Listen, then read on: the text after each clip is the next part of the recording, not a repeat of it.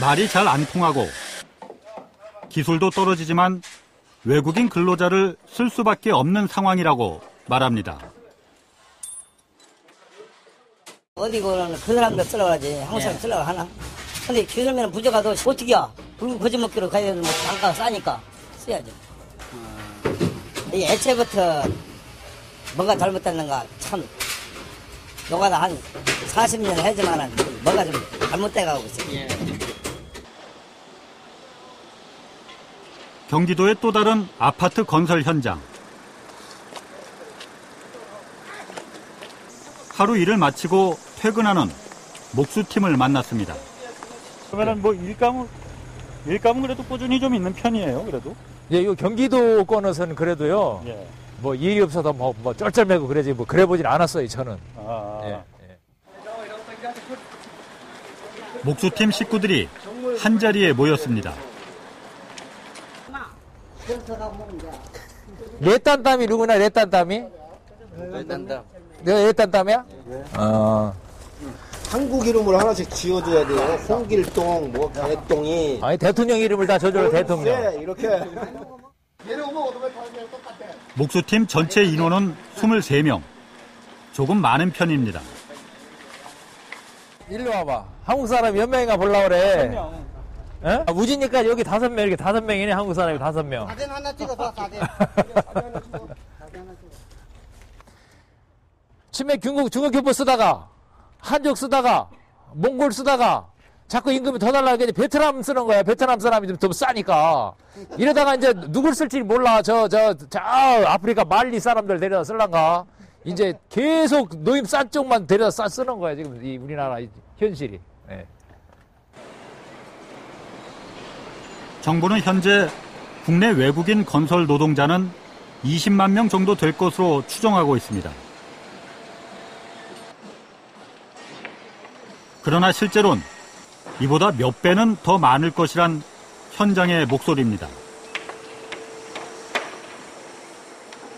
외국 분들이 많이 오는 관계로 해서 임금이 정체돼가지고 한국 사람들이 이 건설 현장을 다 떠났습니다. 그래서 지금 한국 사람이 한 10%나 될란가 모르겠습니다. 가뜩이나 적은 노임인데 외국인 노동자와 임금 경쟁을 벌일 수밖에 없다 보니 임금이 오를 수 없는 구조입니다. 그 사람들만 저기 없으면은 인건비가 좀 얼마쯤 좀 올라가는데 그 사람들이 자꾸 들으니까 우리 국내 저기 근로자들을 안 쓰려고 그러죠. 웬만하면 싼 외국 저기 근로자들을 데려다 쓰고.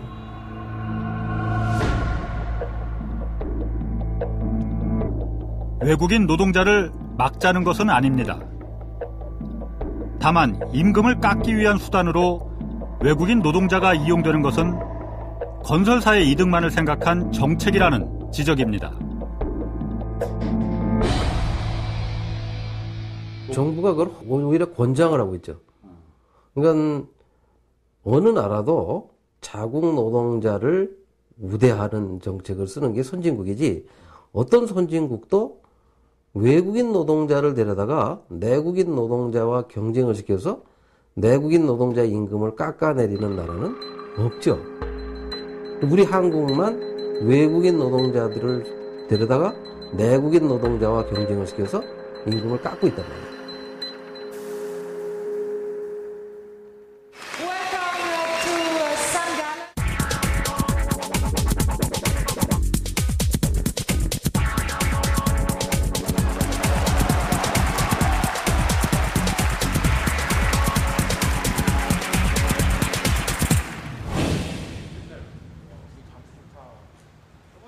벽돌 기능 분야에서 금메달을 딴 안성원 씨.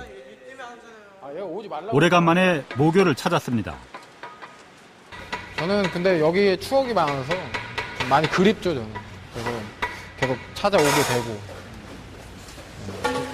얘도 보고 얘기하고 그러면 또 재밌고 하니까 계속 오게 되죠, 저는. 졸업하고 처음 나온 사회에서 기능올림픽 금메달은 아무 의미가 없었습니다. 기능올림픽이라고 해서 뭐 메달을 땄다고 해서 현장에 나가서 금메달 잘 쌓는다 뭐 이게 아니에요. 그래가지고 언제 다 할래. 반장 하나에 밑에는 외국인 근로자 넣고 날림이죠. 무조건 빨리빨리. 결혼을 하고 아이가 생기면서 벽돌 쌓는 수입으론 가정을 꾸려나갈 수가 없었습니다. 가려고 한 건 아닌데 먹고 사는 게 먼저기 때문에 그래서 술집에서 매니저를 했어요. 그렇게 돈을 벌었어요. 안 씨는 현재 벽돌과는 상관없는 유통업체 일을 알아보는 중입니다. 솔직히 후회할 때도 있어요. 왜냐면은 이걸로 인해서 이제 제가 할 수 있는 시간을 많이 낭비도 했고 직접적으로 득이 됐다면 모를까 득을 찾아가는 것도 제 입장에서는 어렸을 때는 좀 많이 힘들었고 2번 하라고 하면 저는 안 하죠. 메달이 보장이 돼 있다 하더라도 아마 우리나라에는 안 할 겁니다. 안 씨와 같은 기능 인력이 빠져나가는 것은 앞으로 부실 시공 같은 심각한 문제를 불러일으킬 수 있습니다. 국내 인력들은 이제 앞으로는 사라질 것이고 계속 이주 노동자들한테 의존하거나 그들의 저숙련으로 할 경우에는 시공된 어떤 품질이라든가 여러 가지 후유증이 나타날 거로 우려가 됩니다. 이제 외국 인력이 많은 팀일수록 일이 거칠어서 막 콩고리가 터지고 막 이런 일이 좀 많죠. 아마 텔레비에 가끔 그 콩고리 파설하다가 사고 나는 걸 가끔 저도 보는데 대부분 외국 인력이 한 자리가 그럴 거예요. 왜요? 왜? 그건 기술 기능도가 떨어지는 거죠. 경험도 부족하고.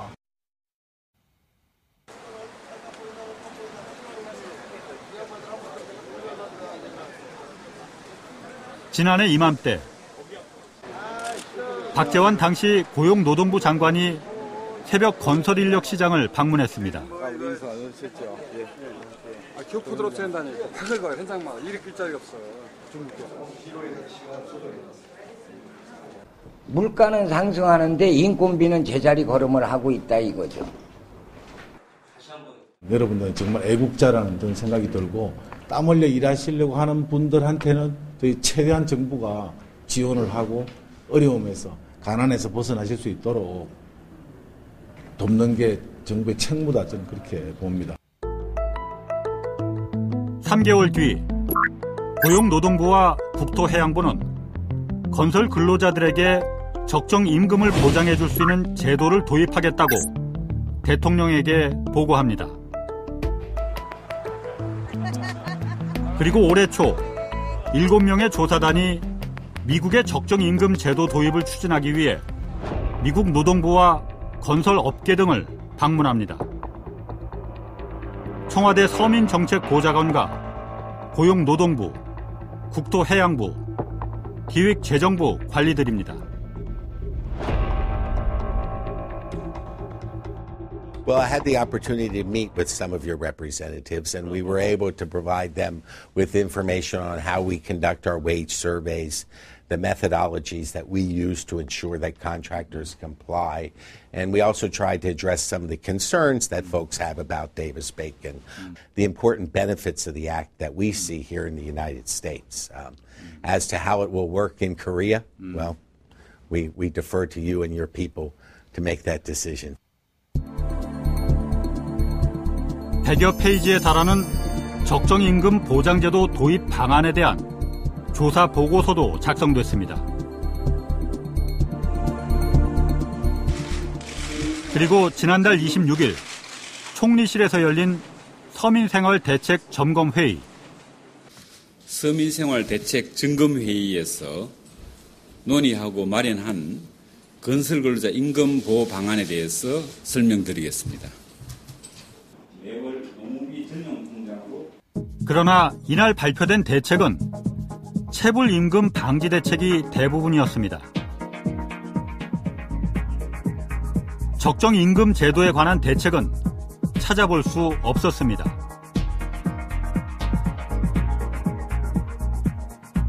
다만 마지막에 표준품셈에서 5% 이상 깎지 못하게 하겠다는 문구가 눈에 띕니다.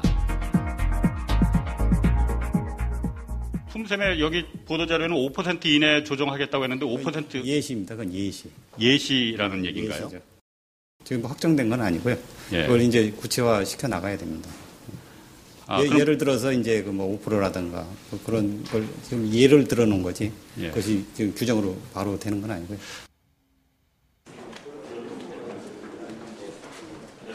논의 과정에서 그게 이제 국내에 들어오는 게 적절하냐 자체로가 그래서 좀 상당히 부정적인 의견들이 많았다고 좀 듣고 있거든요.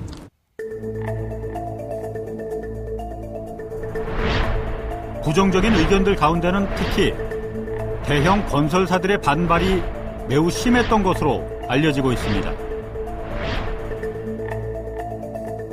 무엇보다도 정부가 건설사들의 회계 장부를 들여다볼 수 있다는 점이 걸렸다고 합니다.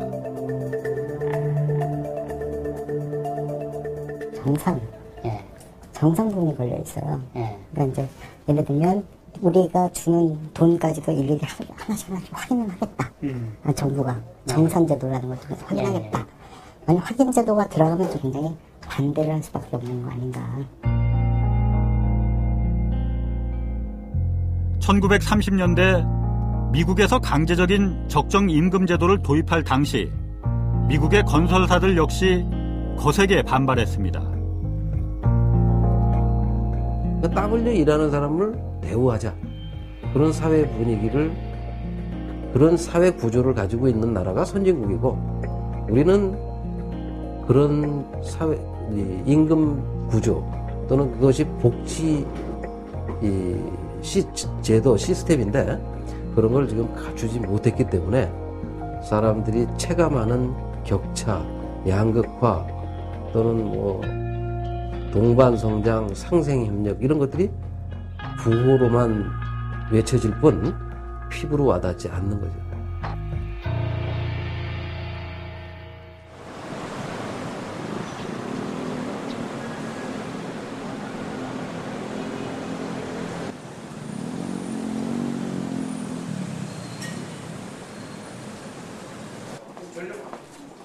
다음 달 런던에서 열리는 국제기능올림픽 대비 훈련장을 찾았습니다.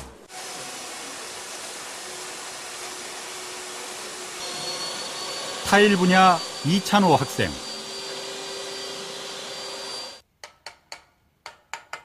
벽돌 분야 장성화 학생, 그리고 미장 분야 한규진 학생. 이번에 그 기능올림픽 나가서는 어떻게 자신 있습니까? 예, 자신 있습니다. 금메달 딸 수 있을 것 같아요? 예, 딸 수 있습니다. 1학년 때는 그 친구들이 노가다 시기라 많이 놀리고 그러긴 했는데요. 제가 2학년이 되고 3학년이 되고 메달을 따고 이렇게 애들한테 인정도 받고요. 예, 오히려 애들이 이제 더 부러워하는 시기가 돼서 만족하고 있어요. 나중에 사회에 나가면 그냥 막 사무적인 뭐 그런 거보다는 제가 이거 배웠던 거 타일 가공이나 붙이기 등 제가 이 특징을 살릴 수 있는 직업이었으면 좋겠어요.